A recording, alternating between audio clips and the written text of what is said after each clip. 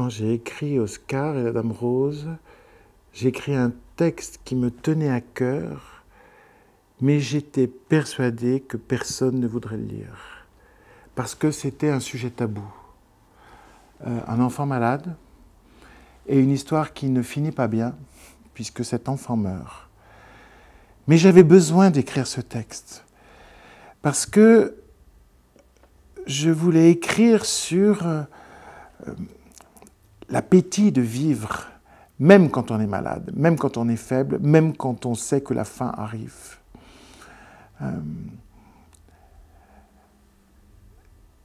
Quand j'ai eu fini ce texte, je l'ai lu à mes proches, et il y avait des adultes et des enfants. Et au début, tout le monde s'est mis à rire. Et puis plus on avançait dans le texte, plus les adultes se mettaient à pleurer. Et les enfants ne pleuraient pas. Et à la fin, je leur ai demandé, je leur ai dit, mais... Donc les adultes m'ont dit, c'est magnifique. Et les enfants m'ont dit, on adore. Et je leur ai dit, oui, vous adorez, mais vous n'avez pas pleuré. Et ils m'ont dit, mais non, Oscar ne pleure pas. Pourquoi est-ce que nous, on pleurerait? Et là, j'ai compris tout d'un coup que j'avais écrit vraiment un texte qui allait pouvoir être perçu par des gens extrêmement différents. C'est-à-dire que chacun allait pouvoir se projeter soit dans Oscar, soit dans Mamie Rose, que chacun pouvait rentrer dans cette histoire et la faire sienne. Et le livre est sorti quasiment sans publicité et il est devenu, en France et dans d'autres pays, un livre que les gens s'offrent. Parce qu'au fond, c'est ça le succès du livre. Les gens lisent ce livre et puis l'offrent à quelqu'un qu'ils aiment pour pouvoir en parler et puis pour pouvoir partager cette expérience. Oscar et la Dame Rose, c'est un livre contre la peur. Contre la peur de mourir et contre la peur de vivre. Cet enfant, évidemment, comme nous tous, a peur de mourir parce qu'il déguise l'inconnu d'angoisse. Et ce que va lui apporter la Dame Rose, c'est la confiance. Le mystère demeure, mais on peut habiter le mystère avec la confiance plutôt qu'avec la peur. Et puis, ce livre lutte contre la peur de vivre, parce qu'une fois qu'on a cessé d'avoir peur de mourir, eh bien, on va pouvoir vivre et profiter de chaque instant. Et c'est vrai que la leçon que nous donne Oscar et Mamie Rose, c'est de s'amuser à chaque instant, de se réjouir, et surtout d'enrichir la vie par l'imagination. Parce qu'au fond, ce que la Dame Rose propose à l'enfant, c'est d'agrandir sa vie avec un jeu, un jour, 10 ans. Et donc, elle lui propose en 12 jours une vie complète. Et ça, vraiment, je dirais, c'est un hymne à l'imagination, mais c'est aussi un hymne au jeu. C'est un hymne à la littérature. C'est-à-dire qu'on peut agrandir la petite vie qu'on a par l'imagination. Madame Rose, elle m'a été inspirée par quelqu'un que je connais, une amie très âgée, qui un jour a perdu son fils de 40 ans. Et il lui avait confié une mission qui était de faire des appartements thérapeutiques pour des gens malades comme lui.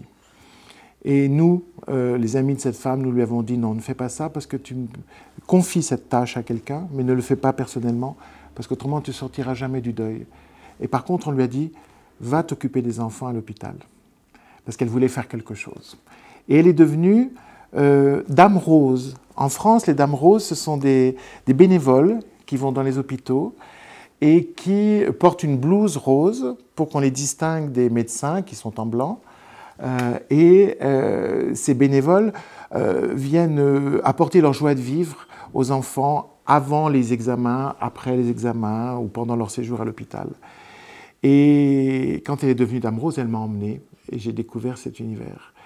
Et je me suis projeté dans cette Dame Rose. Maintenant, les hommes peuvent devenir blouse rose, blouson rose. À l'époque, les hommes ne pouvaient pas. Et voilà, et je crois que moi, je me suis totalement projeté dans le personnage de la Dame Rose parce que dans ma vie d'adulte, j'ai beaucoup accompagné de gens dans la maladie et dans la mort. Et quand vous allez tous les jours à l'hôpital, il faut trouver quelque chose à dire. Alors il faut être Sherazade. Il faut être la conteuse des 1001 nuits qui a toujours quelque chose à raconter. Il faut être comme la Dame Rose, raconter des exploits de catch, etc. Il faut rendre la vie pleine. Et c'est là qu'on a besoin de puiser dans sa fantaisie, dans son imagination, dans son humour, pour apporter tout ça à la personne qui est malade. Donc, en fait, moi, je me suis énormément projeté dans cette Dame Rose. Le personnage que j'admire, c'est pas elle, c'est Oscar. Je crois que nous avons tous un point commun, c'est que nous avons eu 10 ans, l'âge d'Oscar. Et comme je voulais écrire un livre sur la vie qui s'amenuise, la vie qui devient plus courte et la mort qui s'approche, j'ai vraiment pensé que si c'était un enfant qui parlait, on écouterait ce que dit l'enfant. Parce que je crois que l'émotion est une façon de bouleverser nos habitudes et que seule l'émotion peut changer nos frontières intellectuelles et nos frontières mentales. Et donc je me suis dit que cette voix d'un enfant, avec l'émotion qu'elle porterait, elle permettrait d'entendre ce qu'il a à nous dire, cet enfant, sur l'acceptation de la mortalité, le fait de vivre quand même jusqu'au bout, etc. Ce livre, il est plein de souvenirs d'enfance, de ma propre enfance. Parce que quand j'étais petit, j'ai passé beaucoup de temps dans les hôpitaux pour enfants malades. Pas du tout parce que j'étais malade, mais parce que mon père soignait les enfants malades. Mon père était kinésithérapeute. Et il avait pris une étrange habitude qui était m'emmener avec lui tous les jeudis et tous les samedis dans les hôpitaux ou les centres pour enfants infirmes, pour enfants sourds, où il travaillait. Et donc, j'ai eu une enfance très très proche de la maladie. Et j'avais des camarades, en fait, j'avais des amis que je voyais de semaine en semaine dans ces hôpitaux pour enfants malades. Et ça m'a donné une étrange conception de la vie, c'est-à-dire que pour moi, la maladie, c'est normal. Ce qui est anormal et bizarre, c'est la bonne santé. Et donc, j'ai eu très tôt conscience de l'extrême fragilité de la vie humaine. Et je crois que ça a été un des éléments qui a fondé ma philosophie. Et maintenant, avec le recul, je remercie vraiment mon père de m'avoir donné ces étranges après-midi du jeudi et du samedi dans les hôpitaux, parce que ça a fait de moi l'homme que je suis, mais peut-être aussi le philosophe que je suis. Je crois que c'est dans ces expériences d'enfance que moi j'ai découvert le pouvoir de l'imagination, le pouvoir des histoires, la nécessité d'amener de la fantaisie, de la joie et du sens à l'hôpital ou même dans la vie. Ce qui m'avait frappé aussi dans mon enfance, c'était que les enfants se donnaient des surnoms.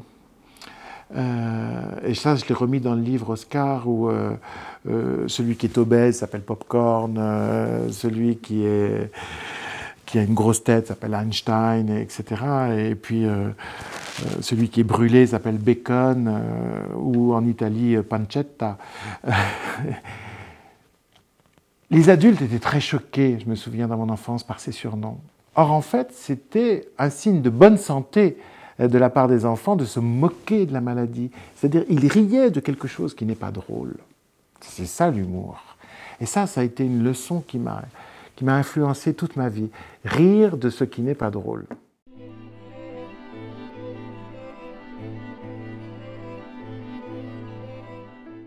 Pozdrawiam Polski Czekerników.